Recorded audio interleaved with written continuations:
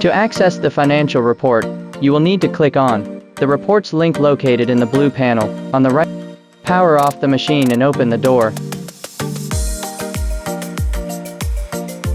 Along the first bolt at the top of door, find the middle position, mark a circle with diameter of 12 millimeters.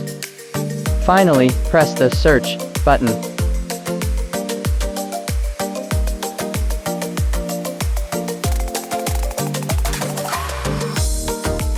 Click on the reports link located in the blue panel on the right side of the screen.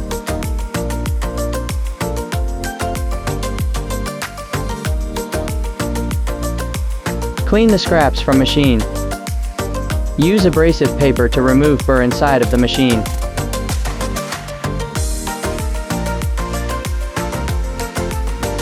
Insert the antenna to the hole. Ensure the hole can fit antenna. Then follow POV peripheral installation video to complete antenna installation.